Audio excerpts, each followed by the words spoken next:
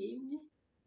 Uno munsi kuri Swavisi Nishimpaye TV mu rukurikirane rw'igicaniro co mu ngo n'imiryango, tugomba tuyage kw'ijambo rivuga ku mutego uba kuba responsable, umutego ukunda kuba kenshi kuba responsable. Turifashisha ijambo ry'Imana dusoma mu gitabo c'ivyakozwe n'intumwa igice c'icenda duhere ku murongo w'icumi dushikane ku murongo w'icumi na gatandatu. Ndasoma mw'izina rya Yesu. Ijambo ry'umutwe riravuga ngo Ananiya abatiza Sawuli. I Damasiko hari umwigishwa yitwa Ananiya, umwami Yesu aramwiyereka aramuhamagara ati Ananiya, nawe ati sabwe mwami. Umwami aramubarira ati va hasi uje mu nzira yitwa iyigororotse ubarizeyo mu rugo rwa Yuda umuntu yitwa Sawuli w'i Taruso, kuko ariko arasenga. Kandi yabonye umuntu yitwa Ananiya yinjira ahari amurambikako ibiganza kugira ngo ahumuke. Ananiya aramwishura ati mwami, uwo mugabo ko numvise benshi bavuga ivyiwe vyinshi vy'inabi yagirira abera bawe i Yerusalemu, kandi nino ahafise ububasha abuhawe n'abaherezi bakuru bwo kuboha abambaza izina ryawe bose. Umwami aramwishura ati pfa kugenda, kuko uwo muntu ari ikintu nitoranirije ngo ajane izina ryanje imbere y'abanyamahanga n'abami n'Abisirayeli. Nanje nzomwereka imibabaro uko ingana azoba akwiye kubabazwa ahogwa izina ryanje. Imana idufashe cane. Uwundi murongo ni uwo mu vyakozwe n'intumwa nyene mu gice ca 26 ku murongo w'icumi, naho nyene ndasoma mw'izina rya Yesu. Naho haravuga ngo ijambo ry'umutwe rivuga ngo Pawulo yiregura imbere ya Agiripa.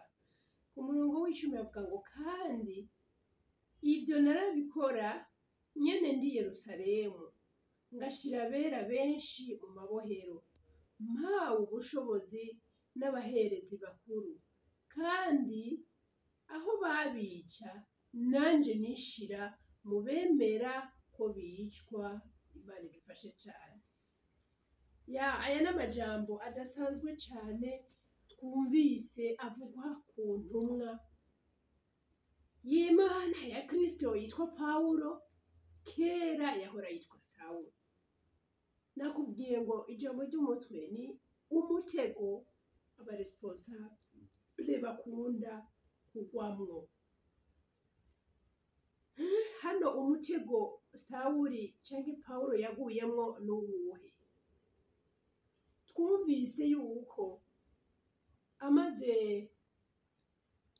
mu gisomo ca mbere twasomye, twumvise Yesu ubwiwe ashinga intahe ko Pawulo ari igikoresho yitoranije ngo azotware izina ryiwe mu banyamahanga, mu Bisirayeli no mu bami.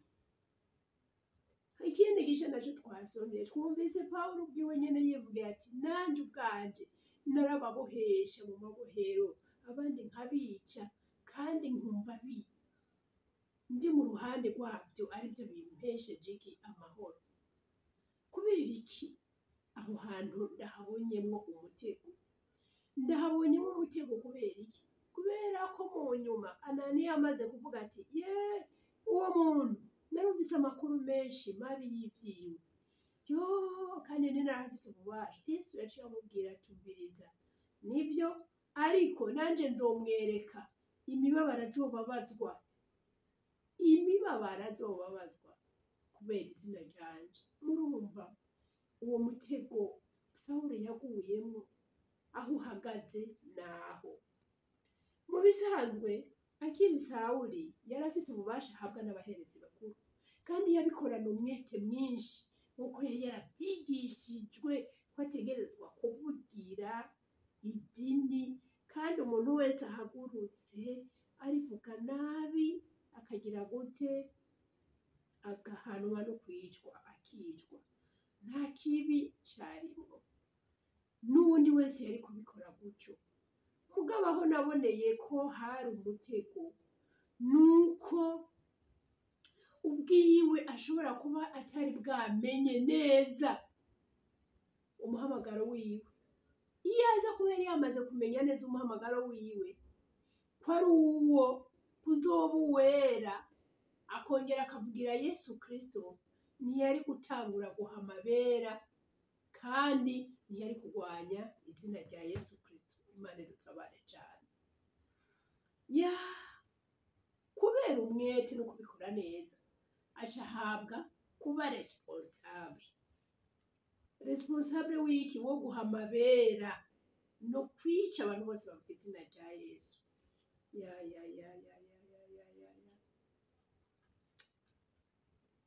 Amaze kuba responsable, yahuye n'ibikomeye cyane, kubera ko yabikorana umwete, akumva kwije yujuje ibyo abamutumye bariko baramubwira gukora.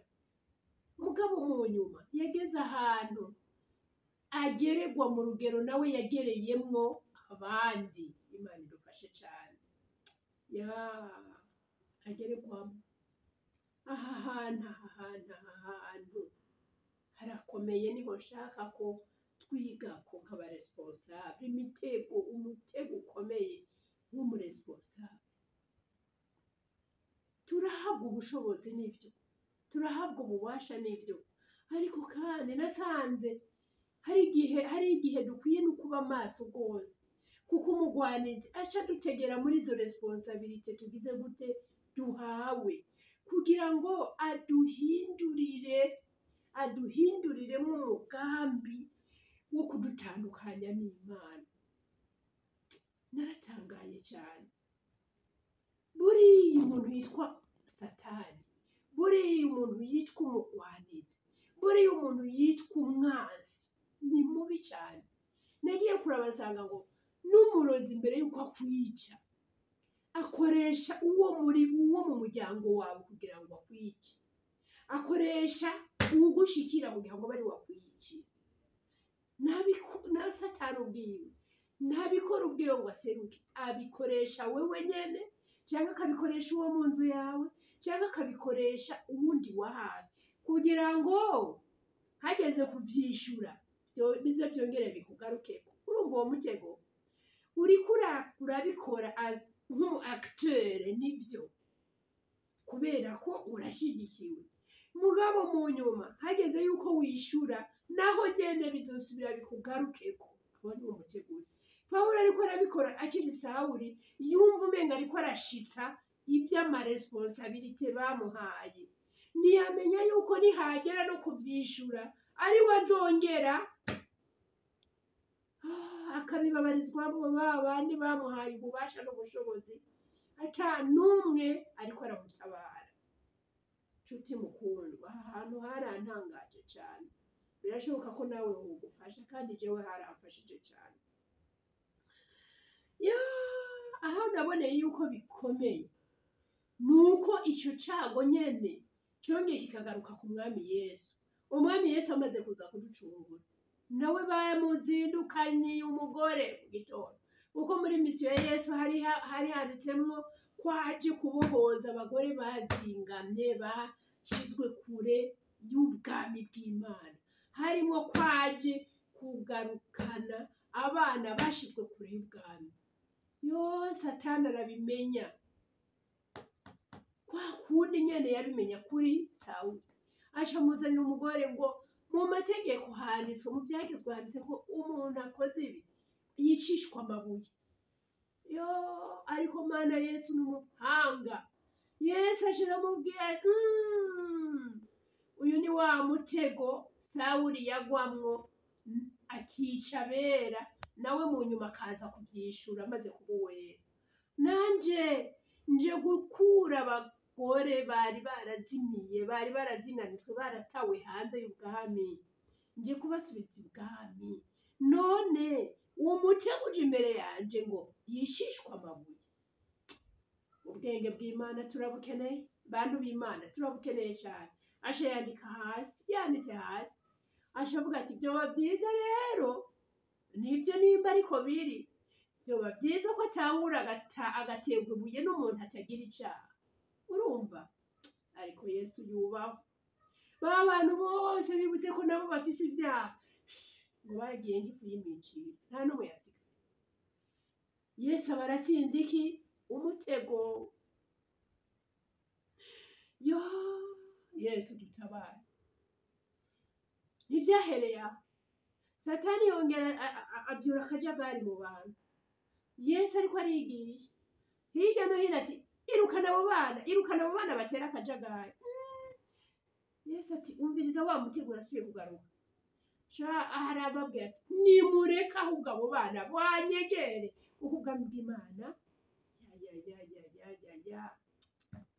bantu b'Imana turakeneye ubwenge bw'Imana mu maresponsabilite yose duhabwa. Turakeneye ubwenge bw'Imana mu maresponsabilite yose duhabwa.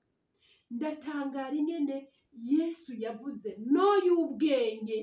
Abantu bose bari baje kwica urya mugore bagaca bitora ikosa bose bakagenda. Ndatangara ingene yavuze no y'ubwenge ati nimubareke baza ahubwo ubwami bw'Imana busa n'aba. Abana bose bakinjira, abakenyezi natwe tugashikirirwa kubera no y'ubwenge Yesu Kristo yatanze. Responsable.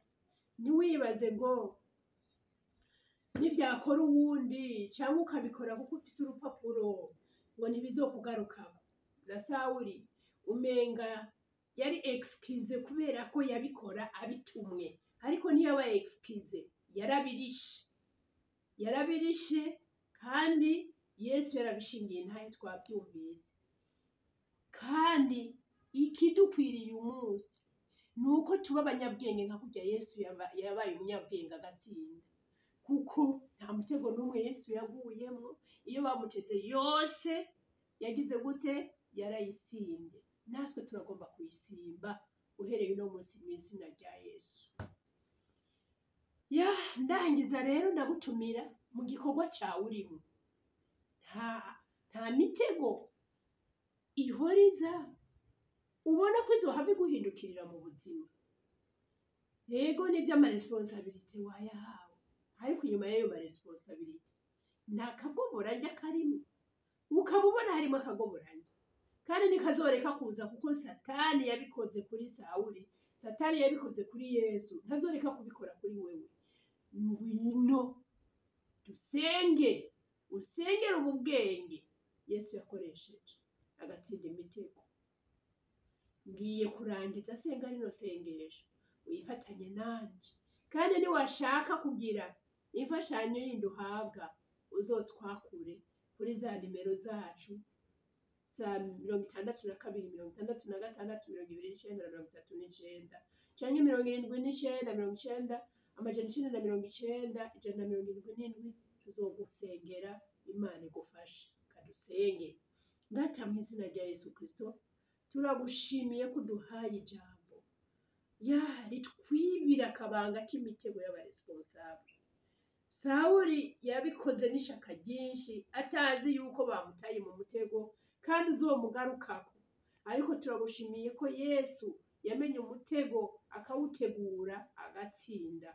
Natwe uno munsi turagomba ubwo bwenge Yesu yakoresheje bube muri twebwe, natwe dutsinde intambara.